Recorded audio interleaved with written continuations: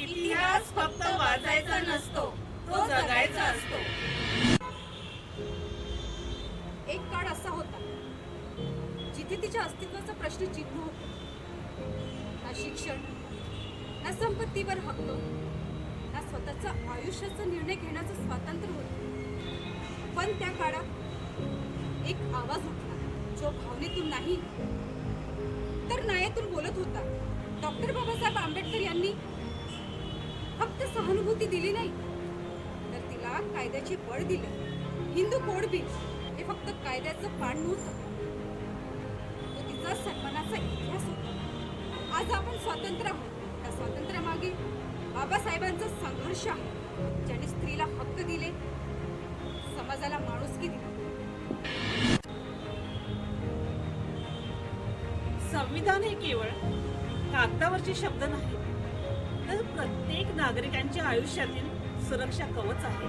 स्वातंत्र्य, समता, बंधुता हे तत्वज्ञान नाही, तर जीवन जगण्याचा मार्ग आहे.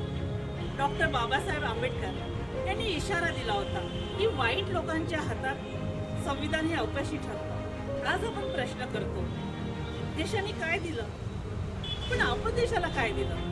संविधानाने आपल्याला उभं राहायला शिकवलं आणि आज संविधानासाठी उभं राहणं ही आपली वेळ आहे. संविधानाने आपल्याला अधिकार दिले, पण त्या हक्काचं संरक्षण करणं हीच आपली खरी देशभक्ती आहे.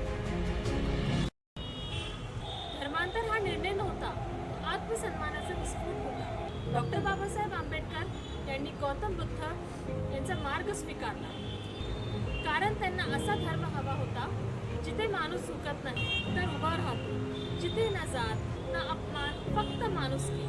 ज्याने अत्याचाराला नकार दिला त्यानेच खऱ्या अर्थाने स्वतःला स्वीकारलं. धर्म बदलला नाही त्यांनी, तर माणसाला जगण्याची दिशा बदलून दिली.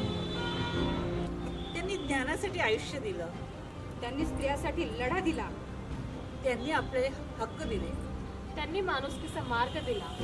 आज आपण बाबासाहेबांचं नाव घेतो, पण त्यांच्या विचारासाठी उभं राहतो का? आज आपण टाळ्या वाजवतो, पण त्या अन्यायाविरुद्ध आवाज उठवतो का? त्यांनी आपलं आयुष्य जाळलं, आपण एक ठिणगी होऊ शकतो का?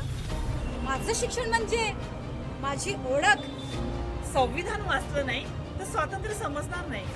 शांतता ही कमजोर नाही, तीच खरी ताकद. आम्ही त्यांच्या विचारांची फक्त वारसदार नाही, आम्ही त्यांच्या विचारांची जबाबदारी आहोत. अन्यायाविरुद्ध उभं राहणं हीच आमची खरी आंबेडकरी ओळख आहे.